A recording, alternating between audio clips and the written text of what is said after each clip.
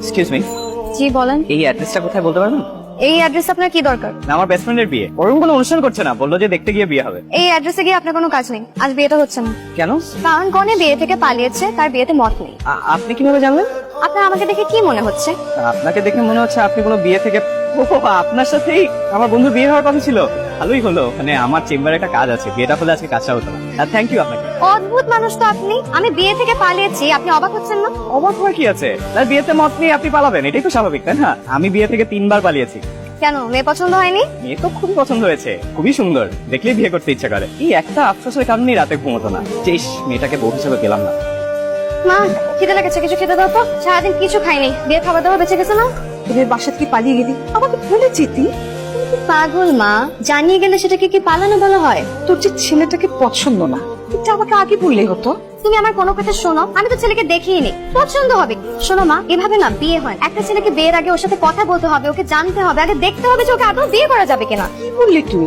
আমার বিয়ে হয়নি তোর বাবার সাথে? তোর বাবার মুখ দেখেছি আমি বিয়ের রাত। তোমাকে যে আমি কতবার বলেছি যে তোমাদের সময় আর আমাদের সময় একই, তুমি তো আমার কোনো কথা বুঝোই না। এখন অনেক কথা হয়েছে, আমার অনেক খিদে লেগেছে, তাতে আমি কিছু খেতে দাও তো। দেখছি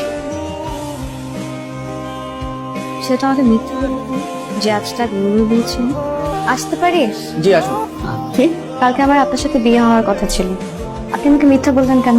আপনার সাথে কথা বলতে ইচ্ছে হচ্ছে, তাই একটা ওষুধ বানিয়ে নিলাম। আর আমি যে বিয়ে থেকে পালিয়েছি, আপনার আমার উপর রাগ হয়নি? আপনার বিয়ে করতে ইচ্ছে হচ্ছিল না, সাহস করে পালিয়ে গেছেন, এটাই তো ভালো। উল্টা নিজের ইচ্ছার বিরুদ্ধে বিয়ে হলে সেটা খারাপ হতো। 3 বার যে আপনি বিয়ে থেকে পালিয়েছেন, এটাও মিথ্যে কথা না? জি, আপনি আমার লাইফের একমাত্র মেয়ে যার সাথে আমার বিয়ে হওয়ার কথা ছিল। চেনেন না, জানেন না, যাকে তাকে বিয়ে করা যায় নাকি? আচ্ছা, আজকে আসছি। আপনি আমার অফিসে? আপনি আমার চেম্বারে যেতে পারবেন, আমি আপনার অফিসে আসতে পারবো না? আচ্ছা, কেন আসছেন বলুন? সবচেয়ে ভালো হয় যদি একটা রেস্টুরেন্টে বসে কথা বলি।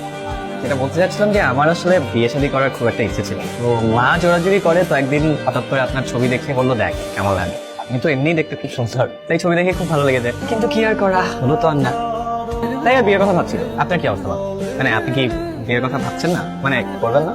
অবশ্যই করব, মেয়ে হয়ে জন্মেছি, মা হতে হবে না? তাছাড়া আমার মা হওয়ার খুব ইচ্ছে, আর আমার একটা ছেলে বাবুর খুব শখ। এরকম ছেলে পছন্দ আপনার? এমন আহামরি না, মানে ভালো অনেস্ট হলেই হয়। আমার যেরকম মন মানসিকতা ওরকম হলেই হয়। তো আমাকে ছেলে হিসাবে কেমন লাগলো? ভালো না খারাপও না, মাঝামাঝি। আসলে আমি আপনার সাথে তেমন একটা মিশি নেই, তো বলতে পারবো না। মানে দেরি হয়ে যাচ্ছে, আমি যদি আজকে অফিসে দেরি করে যাই, আফসার ভাই তো আমাকে মেরেই ফেলবে। আজকে উঠছি। এই যে শুনুন, এই যে আপনি বৃষ্টিতে ভিজছেন কেন? জ্বর আসবে না? সমস্যা নাই, ওষুধ খেয়ে নিবো। রিক্সায় ওঠেন। ভিজা তো। ভেজা তো কি হয়েছে, আসুন। আপনি একটা ওষুধ খেয়ে নিন, প্রেসক্রিপশন লিখে দিব। ওকে ডাক্তার সাহেব।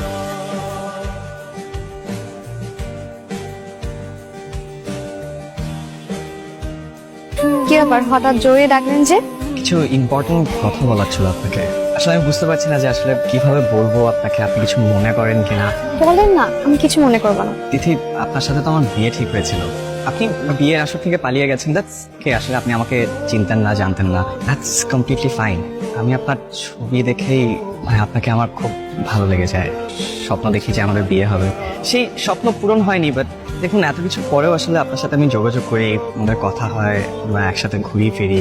এখন তো নিশ্চয়ই আপনি আমাকে চেনেন, জানেন আমি কি ধরনের ছেলে, আপনার একটু হলেও আইডিয়া আছে। তিথি, আমি খুব সাধারণ একটা ছেলে, সাধারণ একজন মেয়েকে বিয়ে করে সংসার করতে চাই। তিথি, আমি আপনাকে বিয়ে করতে চাই। কেউ কিছু বলছেন না যে? আপনি জানেন না মেয়েদের চুপ করে থাকে সম্মতির লক্ষণ? মোহাম্মদ রাশিদুল ইসলামের বড় পুত্র রাশিদুল ইসলামের রাশেদের সহিত 10 লক্ষ টাকা দেনমোহরে ধার্য করা হইল। তো চিল্লা চিল্লি কিসে? আপনি কি এর কাবিন করেছেন, কি বিয়ে করেছেন? কোলাই তো নাই, কোলা নাই মানে কে জানেন না?